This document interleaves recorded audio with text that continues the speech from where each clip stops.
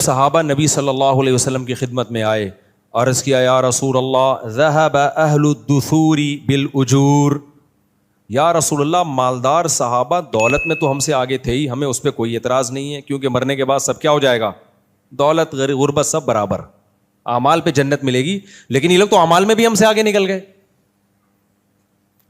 بھائی دیکھو صحابہ کو یہ نہیں غم تھا کہ ان کو دولت زیادہ ملی ہمیں دولت کم ملی، کوئی بات نہیں، مرنے کے بعد سب کیا ہے، تھوڑے دن کی کہانی ہے، دولت مند کی لاش پہ بھی اتنے ہی کیڑے ہوتے ہیں جتنے غریب کی لاش پہ، بلکہ دولت مند کی لاش پہ تھوڑے زیادہ ہوتے ہیں، اس نے پیزے برگر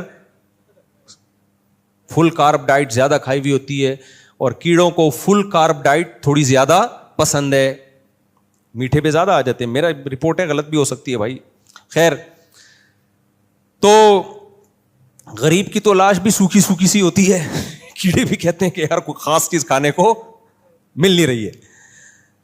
تو صحابہ کو یہ نہیں تھا کہ ابو بکر عثمان رضی اللہ عنہما ان کو اتنی دولت اور ہم غریب، نہ، ان کو یہ تھا کہ یا رسول اللہ دوڑ کا میدان آخرت ہے نا، تو مسئلہ تو یہ ہے کہ دولت مند تو آخرت میں بھی ہم سے آگے ہے۔ نبی نے پوچھا کیوں کیسے؟ کہا یا رسول اللہ ہم جہاد کرتے ہیں، مالدار لوگ بھی جہاد کرتے ہیں، اس میں ہم دونوں کیا ہو گئے، برابر۔ ہم حدیث کا مفہوم پیش کر رہا ہوں، ہم تہجد پڑھتے ہیں، مالدار لوگ بھی تہجد پڑھتے ہیں، اس میں ہم دونوں کیا ہو گئے، منہ سے بولنے پر گورنمنٹ کی طرف سے پابندی نہیں، ہم دونوں کیا ہو گئے، برابر۔ اور رشتہ داری جوڑنا، جتنی نیکیاں وہ بھی کرتے ہیں ہم بھی کرتے ہیں، لیکن ایک نیکی وہ کرتے ہیں ہم وہ نہیں کرتے، وہ اللہ کی راہ میں خوب خوب خرچ کرتے ہیں، مسجدوں میں بھی، تعلیم پہ بھی، مدرسوں میں بھی، جہاد میں بھی، ہر جگہ۔ ہم تو ہمارے پاس تو پیسے ہی نہیں ہے، گھر میں کھانے کو مسئلے ہیں ہمارے ساتھ، تو یہ تو اس عمل میں آگے نکل گئے ہم سے۔ تو فکر دیکھو کس چیز کی ہو رہی ہے صحابہ کو، فکر یہ ہو رہی ہے آخرت میں ہم سے آگے نکل گئے۔ تو آپ صلی اللہ علیہ وسلم نے فرمایا ٹھیک ہے میں تمہیں ایک ایسا عمل بتاتا ہوں، وہ عمل تم کر لو گے تو اجر میں مالداروں کے برابر۔ آپ نے ان کو تسبیحات بتائیں، ذکر اللہ بتایا، یہ ذکر کثرت سے کیا کرو۔ جب مالدار صحابہ کو پتا چلا نا تو انہوں نے بھی وہ تسبیحات پڑھنا شروع کر دی۔ تو پھر غریب صحابہ دوبارہ یا رسول اللہ، جب سے ان کو پتا چلا انہوں نے بھی وہ عمل، اب دیکھو یہ مقابلہ ہو رہا ہے کہ نہیں ہو رہا، بھائی ہم آگے ہی رہیں گے آخرت میں بھی، یہ ایک جذبہ ہے انسان کا، تو یہ پسندیدہ ہے، اس میں آگے نکلو۔ تو مالدار صحابہ بھی نے بھی شروع کر دیا وہ عمل، تو نبی صلی اللہ علیہ وسلم کے پاس پھر مسکین صحابہ آئے، یا رسول اللہ وہ تو انہوں نے بھی عمل شروع کر دیا، تو آپ نے فرمایا ذالک فضل اللہ یؤتیہ من یشاء، بھائی اللہ کا فضل ہے، جس کو چاہتا ہے عطا کر دیتا ہے۔ اب اللہ تمہیں کوئی یہ تو نہیں کہ تمہاری نیکی کا تمہیں اجر نہیں دے رہا، اب ان کو اللہ نے زیادہ نواز دیا، وہ زیادہ کما لیں گے، تو یہ اب اللہ کا فضل ہے۔ یہ ایسا ہی ہے نا جیسے اللہ نے سید الانبیاء صلی اللہ علیہ وسلم کو نبی بنا دیا، تو مشرکین یہ کہا کرتے تھے کہ اگر اللہ نے نبی بنانا تھا تو فلاں کو کیوں نہیں بنایا، فلاں کو کیوں نہیں بنایا، محمد صلی اللہ علیہ وسلم کو کیوں بنایا؟ تو اللہ نے کیا جواب دیا قرآن میں کہ اللہ نے کسی کو غریب بنایا، کسی کو دولت مند بنایا، تو دولت مند بننا اور غریب بننا یہ تمہاری رائے پر نہیں ہے، یہ سلیکشن کس کی ہے؟ اللہ کی۔ حالانکہ یہ کم درجے کا معاملہ ہے، تو نبوت تو اس سے بھی اونچی چیز ہے، اس میں تمہاری رائے تھوڑی چلے گی، اس میں تو اللہ کی سلیکشن ہوگی، جس کو اللہ چاہے گا اس کو سلیکٹ کرے گا۔ تو کچھ نعمتیں اللہ کی طرف سے اضافی ملتی ہیں، یہی اشکال صحابیات کو ہوا کہ یا رسول اللہ ہم عورتیں بھی نیک کام کرتی ہیں، مرد بھی نیک کام کرتے ہیں، ہم بھی صدقہ کرتی ہیں، مرد بھی صدقہ کرتے ہیں، لیکن ایک کام مرد ہم سے آگے، وہ جہاد کرتے ہیں، ہم جہاد نہیں کرتی، اور کر نہیں سکتی ہم عورتیں، ہم کیسے، عورت میں اتنا بہادری تو نہیں ہوتی۔ تو قرآن میں کیا آیتیں نازل ہوئی ہیں؟ فرمایا وَلَا تَتَمَنَّوْا مَا فَضَّلَ اللَّهُ بِهِ بَعْضَكُمْ عَلَى بَعْضٍ، اللہ نے بعض کو بعض پر جو فضیلت دی ہے اس کی تمنا مت کرو، یہ گاڈ گفٹڈ ہے کچھ چیزیں، یہ دیکھو اللہ نے مجھے کتنی نعمتیں دی، اگر یہ کمپیئر کرنا شروع کر دیا اس کو یہ نعمت، تو پھر تو ساری زندگی احساس کمتری میں ہی ہے۔ اللہ نے عورت پر یہ احسان کیا، اس کو انسان بنایا، عورت بنایا، یہ بھی تو اللہ کا احسان ہے نا۔ موسیٰ علیہ السلام کی ماں عورت تھی نا، ان کے پیٹ سے کس کو جنا اللہ نے؟ پیغمبر کو جنا۔ کسی نے زبردست بات کی ہے کہ اللہ نے عورت میں کوئی پیغمبر نہیں بنایا، لیکن کوئی پیغمبر ایسا نہیں ہے جو عورت نے جنم نہ دیا ہو، کتنا بڑا مقام اللہ نے ان کو دے دیا، اور ان کا ذکر بھی قرآن کر رہا ہے موسیٰ علیہ السلام کی ماں کا. تو یہاں ایک اشکال کا جواب دے کے بس میں آگے چلتا ہوں, بلکہ اشکال تو نہیں ہے, اس کی ایک حکمت بیان کرتا ہوں کہ دیکھو اللہ نے مالدار کو فضیلت اس لحاظ سے دے دی کہ وہ نیکی بھی کرے گا, صدقہ بھی کرے گا, تو وہ آگے نکل جائے گا قیامت کے دن. غریب اس طرح سے صدقہ خیرات نہیں کر سکتا. زکوٰۃ لینے والا ہوتا ہے غریب, اور مالدار زکوٰۃ دینے والا. تو لینے کی کوئی فضیلت ہے, کوئی ثواب ہے؟ بولتے کیوں نہیں بھائی؟ دینے کے تو بہت ثواب ہے نا. تو دینے والے کو ثواب مل رہا ہے, لینے والے کو تو صرف پیسے مل رہے ہیں, ثواب تھوڑی مل رہا ہے.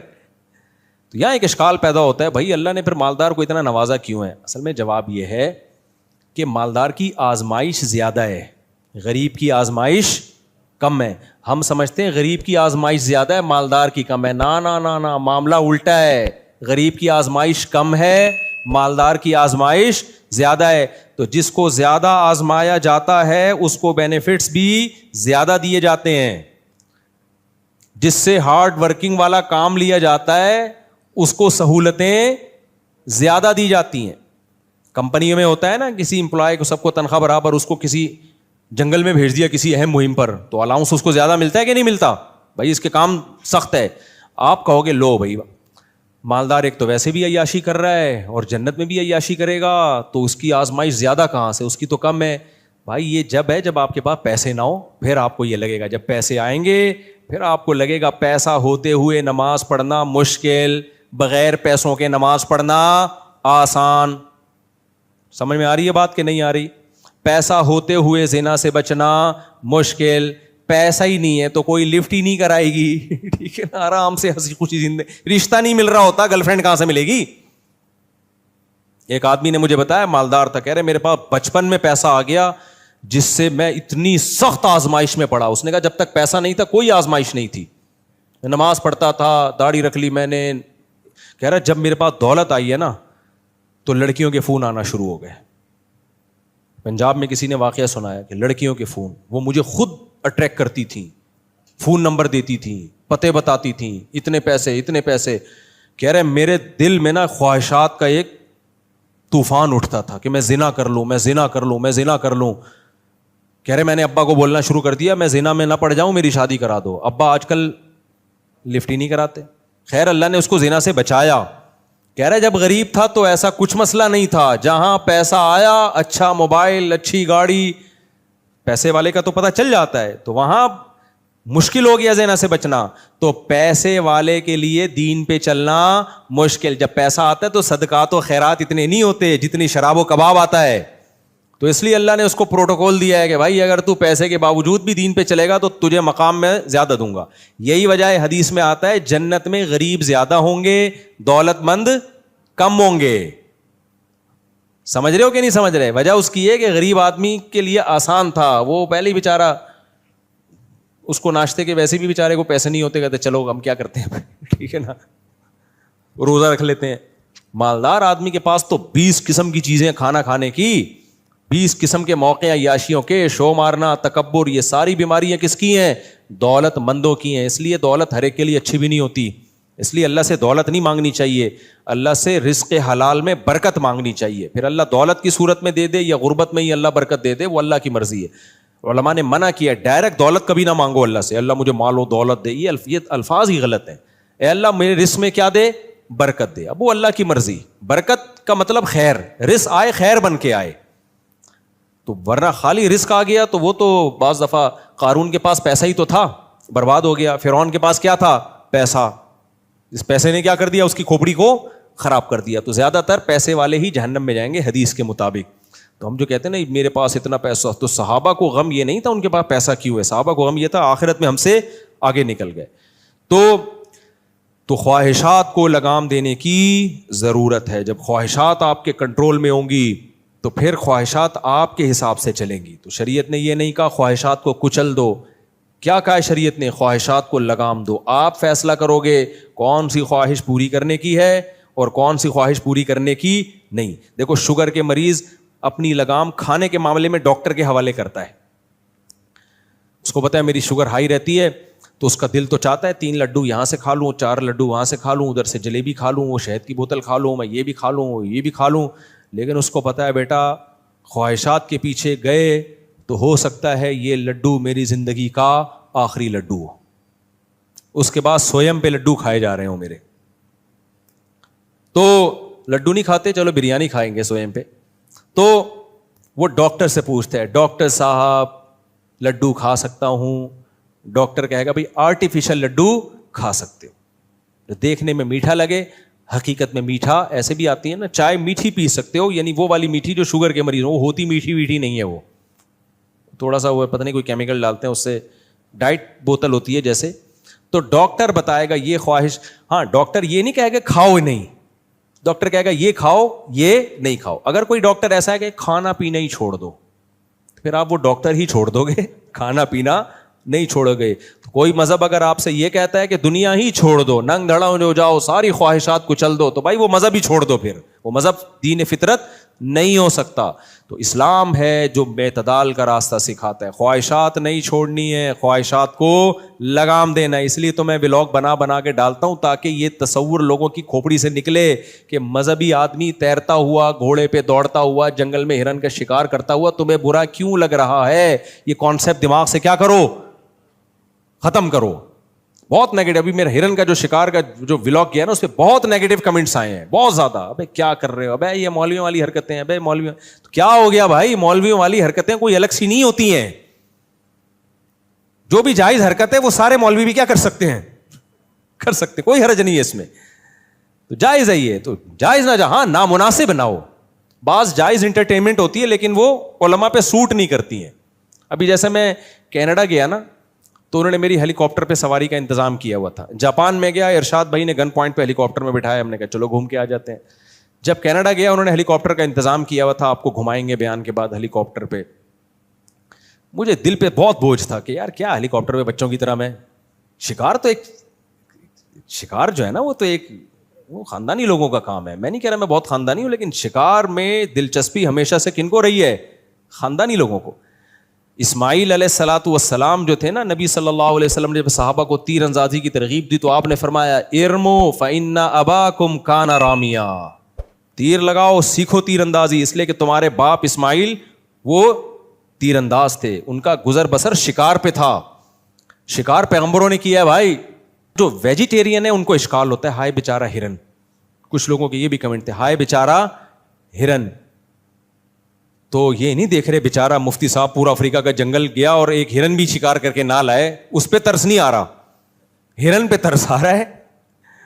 ہاں ہرن کو مارنا برائے مارنا یہ حرام ہے اسلام میں, آپ اس کو ماریں کس کے لیے, کھانے کے لیے, انسان کے کام آئے گا, پھر ٹھیک ہے. تو ہم نے تو کھایا کم صدقہ زیادہ کیا, وہ ہرن انسانوں کے کام آیا. بہت سے 2 ہرن تو پورے انہی کو پکڑا دیے جو بیچارے گئے تھے ہمارے ساتھ, وہ تو خوش ہو گئے. تو ایک ہرن قتل ہوا ہے لیکن اس کے بدلے میں کتنے غریبوں کا پیٹ بھرا ہے. تو اگر مار کے پھینک دیں پھر یہ حرام ہے.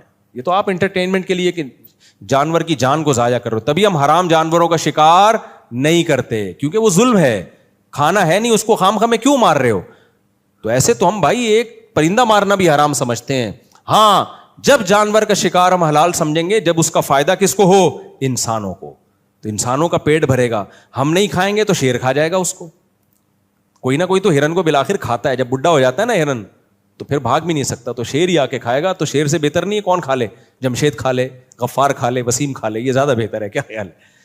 تو اسلام کے جو بھی جائز چیزیں ہیں ان کو جب آپ ڈیپ میں جا کے غور کرو گے تو وہ انسانیت کا اس میں فائدہ ہی ہے. تو وہ ہیلی کاپٹر کا میں قصہ سنا رہا تھا, تو مجھے انہوں نے کہا کینیڈا میں آپ کے بیان کے بعد ہم نے ہیلی کاپٹر کی رائڈ رکھی ہے, تو بہت زیادہ. پھر میں نے آخر میں کہا یار مجھے لگا تھا بیچاروں نے انتظام کیا ہے, تو میں نے کہا بھائی یہ رائڈ میں نہیں کروں گا, یہ بچوں کے کھیل ہیں, ہوا میں یوں پتنگوں کی طرح ہیلی کاپٹر میں اڑنا, اور میں نے کہا یہ اس میں مجھے دلچسپی بولو نہیں. تو وہ زبردستی کینسل کروائی. یہ میں نے کہا علماء پہ سوٹ بھی نہیں کرتا نا, جہاز میں جا رہے ہیں تو ولاگ بنا رہے ہیں, میں پائلٹ کے ساتھ بیٹھا ہوا ہوں, یا میں یوں, یہ تو عجیب سا چھچور پنا سا لگتا ہے. تو جو جائز چیز ہے پائلٹ کے ساتھ, چلو پائلٹ کی حوصلہ افزائی کے لیے بھی سمجھ میں آتا ہے, لیکن ہیلی کاپٹر کا مجھے سمجھ میں نہیں آتا. ان کو میں نے سختی سے منع کر دیا. ہاں جو نیاگرا فال ہے وہ قدرت کا ایک شاہکار ہے, وہ تو ہم دیکھیں گے, دیکھنے جائیں گے, انجوائے کریں گے. کسی کو تکلیف ہوتی ہے جلائیں گے. تو کیوں تکلیف ہو رہی ہے تمہیں بھائی, تمہیں اللہ نے پیسہ دیا تم بھی چلے جاؤ, نہیں دیا تو دعا کرو اللہ دے دے ہم بھی جا کے چلے ہیں. تو یہ تو جب ہم دوسروں کو دیکھتے تھے ہم یہی دعا کرتے تھے, اللہ ہمیں بھی دے دے, ہم بھی چکر وکر